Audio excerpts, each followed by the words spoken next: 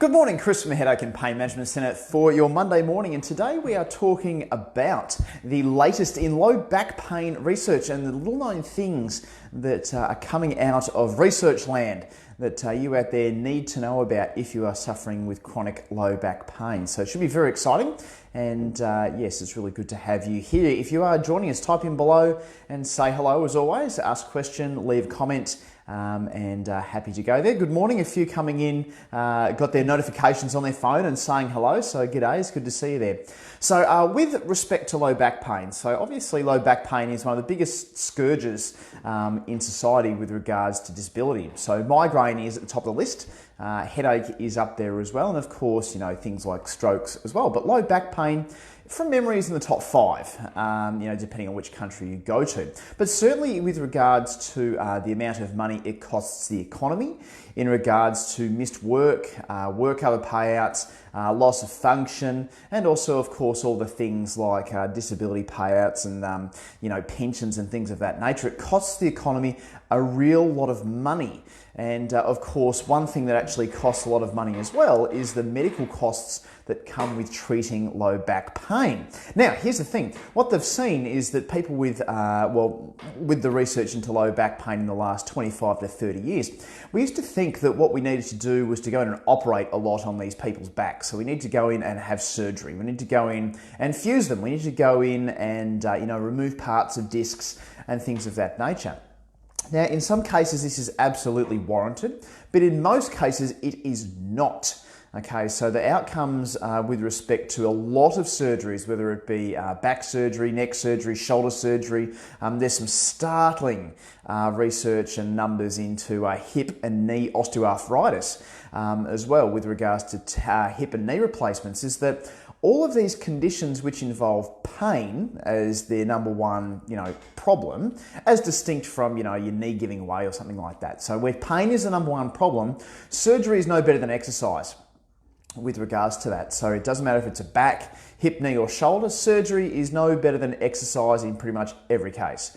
In most, sorry, I won't say every case, most cases. So a lot of surgeries are necessary, and that includes fusions, that includes laminectomies, that includes discectomies, microdiscectomies, and things of that nature as well. So a lot of these surgeries that you're having on your back, which we thought was the thing to do, is now being proven maybe it's not the best thing to do, because the rate of recurrence, the risk of things happening further up the chain. So if you have a fusion at, say, L5S1 or L4, L5, then you start to get the next one starting to go, then the next one up, then the next one up, which just sort of lines surgeons' pockets but doesn't get the outcomes for you, because the pain might still be there. Because let's face it, when you've got pain, that's the problem. Okay, so people couldn't really care what's going on under their skin. They couldn't really care if they've got osteoarthritis, they couldn't really care if they've got a disc problem. They don't care. As long as their pain's not there, they wouldn't even know about it. And I can give personal experience on that, given that I've got a parasynchal disc bulge, I think at L5S1 or something, which, if you know the literature, is absolutely completely normal for someone of my age. I have no back pain, so I don't really care. So when it comes to low back pain, the first number one takeout from the research is that you need to do everything in your power to do exercise and other strengthening treatments first before you even consider surgery. Because let's face it, when you have surgery, someone's cutting you. Someone needs to cut the muscles. Someone needs to actually, you know, remove things. There's scarring. There's all sorts of really nasty things that happen when you have surgery. So you need to be strong. You need to be fit. You need to know exactly what's going on with your back before considering surgery to be the last resort. So most of the time when you can get strong, it actually makes it better. Another thing that comes with low back pain on its own, and to know about this, is that pain is driven by your nervous system and your brain. So quite often, it's really hard to pinpoint exactly what in your back is causing the pain. So you might be thinking of things like maybe a steroid injection, or a rhizotomy, which is where they burn the nerves. A lot of really nasty things that they do to you, which, you know, may, you know, logically think that that's a thing to do. But however, we know that pain now is 100% generated by your brain and your nervous system. And sometimes it's actually really difficult to determine what the pain is coming from in the first place. So what we need to do is we need to find out ways in which to wind your system down. Okay, so that your system is actually more tolerant. We're seeing more people people actually joining us. We're seeing it's good to see you this morning. Type in below and say hello. So when you've actually got this pain in your back, it's really important to know how pain works, because there are things that affect back pain which you may not even think affects it, but actually does, because the data tells us, and from what we've seen with pretty much a lot of people that have back pain for quite a long period of time, when it becomes chronic, it really does. And what are those things? Good morning from Boston. Wow, other side of the world. So what would it be over there? It would be probably 7:30 at night if my math is right there, Adrienne. So yes, it's good to see you there. Kagi, good morning. Nice to see you. So when we've got we've got this back pain there are a few things that actually affect how long your pain lasts and also severity. So things like the diet that you have, the exercise that you have, the amount of movement that you have, the amount of stress that you're under, actually directly affect the way that your pain works. And the reason why, good morning Shannon, the reason why your pain is affected by these things is because we know, 7:30, there it is. So the reason why we know that pain is affected by these things is because we used to think that when it was pain, it was just driven by your nervous system. Okay. However, what we know now is that your nervous system is very intricately linked to your immune system and your endocrine system. So these are your systems that prevent, infections happening. They protect your body from infections, and also your endocrine system, which is all your hormones. So all of the things that affect your mood, all the things that make you feel happy, sad, tired, hungry, thirsty. All of these things are all intricately linked to your nervous system as well. So what we now know is if you're not getting enough sleep, if you're not getting enough exercise, if you're not getting enough good food into your system, it can increase that level of inflammation around your body, just that low-grade inflammation.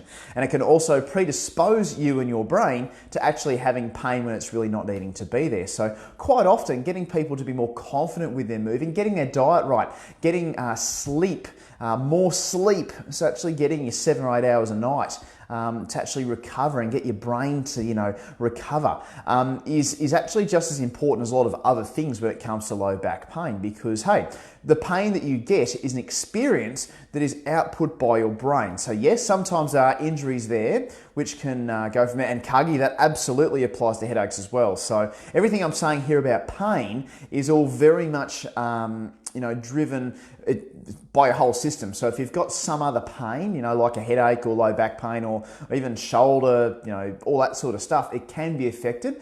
But certainly things that spinally seem to be more affected by it, just from what we've seen here. So headaches and back pain, migraines in particular, can be affected by this as well. That's a really good question, so thank you for asking. So when it comes to back pain, looking at things to do surgically is not the best thing to do, because if you haven't got your diet right, your sleep right, your exercise right, your muscles strong, these sorts of things are just the building blocks of good function. Having surgery is actually, it could make it a lot worse, because you're actually cutting into something and causing some real damage. Now, of course, there are some exceptions to this rule. Okay, so if you're seeing if you've had your scans and you've done your exercise and the symptoms are constant, unremitting, and not changing, that is a surgery thing. Another surgery thing is if you're losing feeling in your bladder. You're losing function in your bladder and bowel. You're getting what we call saddle pins and needles and numbness. So sort of where you're sitting and downstairs. Yes, that can also warrant surgery, because that can be a nasty thing called cauda equina syndrome, which is something that you absolutely do not want. The other thing as well is if you're getting numbness, pins and needles down your legs into your feet, and it's not changing. So it doesn't matter what you do, if you can't move into a position of comfort, if you're having good physiotherapy and good strengthening and it's not changing, then perhaps surgery may be warranted. Not all the time, but that's something to be checked out. Robin's got an L5S1 just commenting in through there. So have you had surgery, Robin, or is it just something that there's an impact, there's something there on the scans at L5S1? So yes, there we go. So Adrian's just sharing a story here, having a surgery on an occipital neuralgia and still having pain. So yes, that's something that we do see as well, Adrian, when you have a surgery of some part and the pain's still there. And what's frustrating when you go to see the surgeon afterwards with this, and this happens with backs but also with neck and head surgery as well, is that you come in and you say, hey, look, I've still got the pain here, what's going on? And the surgery washes his hands of it and says, well, my surgery's done, the surgery was was perfect, it was a success, it must be something that's out of my jurisdiction. Because when it comes to it, surgeons are actually in there to do a job, to remove something or put something back together, but they don't really have a lot of understanding about pain. It's not pain that's the outcome. It's actually, did I successfully remove or change something that was causing that? And Adrian's going, yes, that's exactly it. So when surgeons look at it, they go, well, my surgery's done properly. Your knee is perfect when you've done your TKR, your total knee replacement, or the fusion is perfect. It's got the rods and screws there in exactly the right spot. But you're still in pain. You need to probably see a pain specialist now, because there's nothing more that we can do about that. And quite often we see that this is the case, because we know now that pain and structure are not related one iota. Sometimes it is, but generally it is not. So you can have an issue structurally that's not causing pain, then you actually go and fix the structure and the pain's still there. So we need to actually have a good understanding of how pain works in order to get the right diagnosis, right assessment, right treatment in order to get that all going. Now, for those that are interested, I've actually done a video on this. It was recorded earlier this year regarding how pain works in your brain.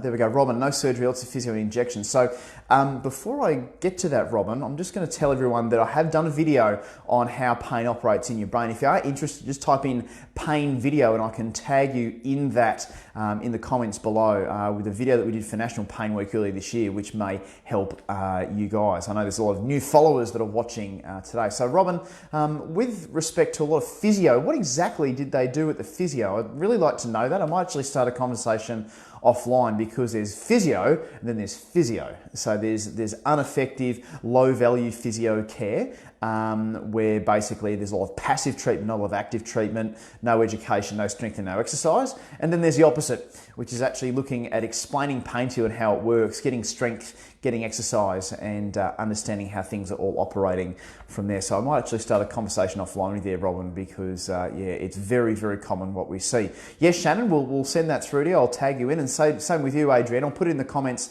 as well, the pain video. I might even take you off to YouTube, because it's a bit easier to look at from there on YouTube. I'll send you the link via message over there. So that's all good. So I hope that's been helpful. So, yes, I was talking a bit about low back pain today, but it does apply to pretty much every sort of pain that you can get, with respect to that, because when you do have pain of this nature, it's really easy to look at the structures and go, well, there's something wrong with my, disc or, arthritis or, something like that. They go and operate on it, they go and inject it, they stab it, they poke it, they do all sorts of things and it doesn't work.